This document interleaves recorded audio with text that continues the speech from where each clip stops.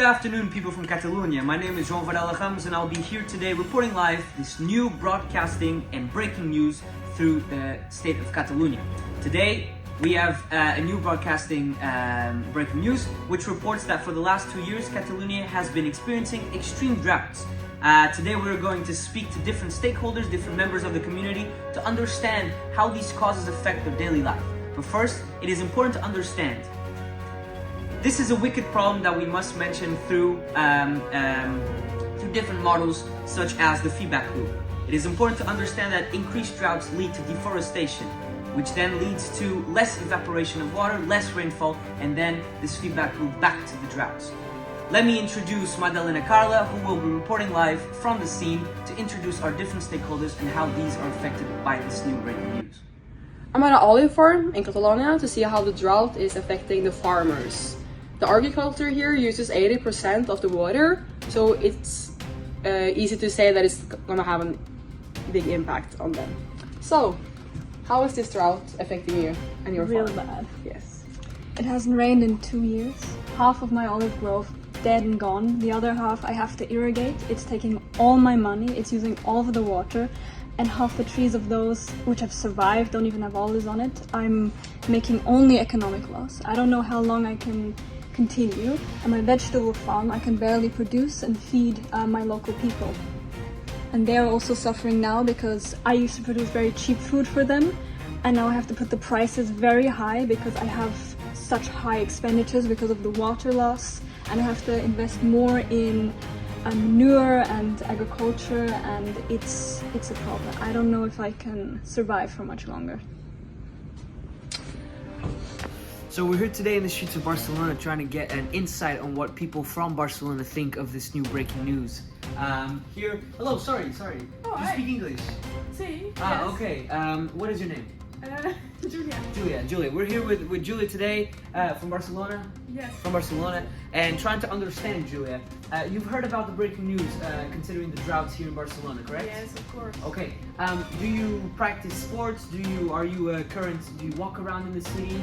Yes, I do a lot of sports. I swim, I do boxing, I do running, tennis. And you've heard that the locker rooms are closed now. You can't shower. How do you feel about those things? Well, it's kind of gross, but yeah, I understand. And the fountains are closed. Is this an implication that you think is hard to live with? How do you cope? For the fountains, it's fine, but the showering is difficult sometimes. But now I shower, and my teammates as well, they do the same. But you've heard as well, I don't know, this is great news, there's going to be a limit to the showers from February 2nd. How do you think this is going to impact the way that you live your everyday life, from your cooking, from your showering? What are your concerns? I try to use less water, and I hope this will solve the problem, of course. Sometimes it's influencing my daily life, more like planting. I make my own basil or my own coriander. Yeah, that's very difficult without water. Without water, you're So, gonna have... yeah, I stopped doing it, unfortunately. Very well. Well, thank you very much. Have a good day. You too. Well, this was Julia, and we're here with the news. Back to the studio. Thank you very much. So I'm here with a representative from Catalonia to talk about what we can expect in the future for this matter. Well, good evening, and thank you for providing me the platform to talk about the serious problem that we are experiencing. So as a representative of the government of Catalonia, I want to address today the severe drought conditions that our region has been facing. This is the worst drought in our modern history. Our water resources have fallen below 16%, triggering an emergency declaration. In some areas, it has not rained at all for 3 years. This is a critical situation that requires immediate attention and action. Our government has already taken several measures to mitigate this crisis.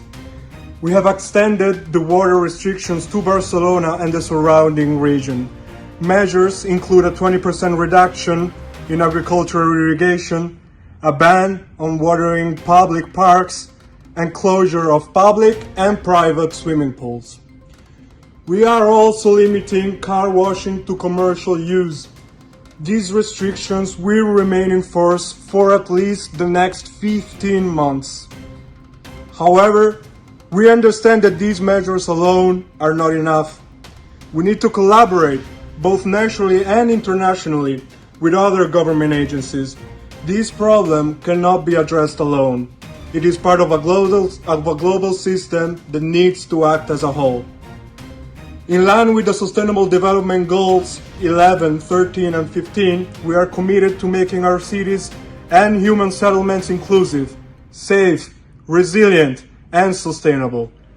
We are taking urgent action to combat climate change and its impacts. We are also striving to protect, restore, and promote sustainable use of terrestrial ecosystems.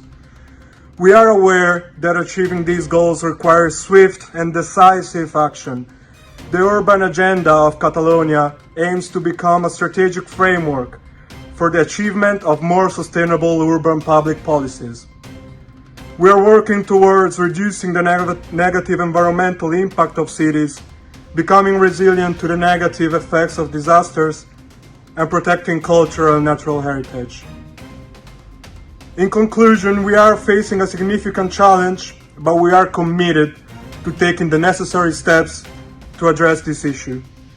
We believe that with cooperation and swift action, we can overcome this crisis and build a more sustainable future for Catalonia. Thank you. Thank you. Thank you, Magdalena Carl. Thank you all for listening tonight. But before we go, let me summarize. With the members we have interviewed in this broadcasting news, we understand that we must come together to address this issue. Alone, we cannot solve this problem, which is a great boundary, as well as the fact that the unpredictability of the weather does affect our system.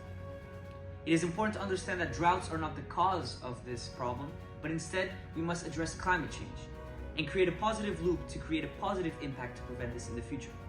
Although immediate actions are being taken, it is also important to clarify no immediate results will be seen in the near future, as this is a complex issue that will take time to solve. Once again, thank you all for listening, and good night.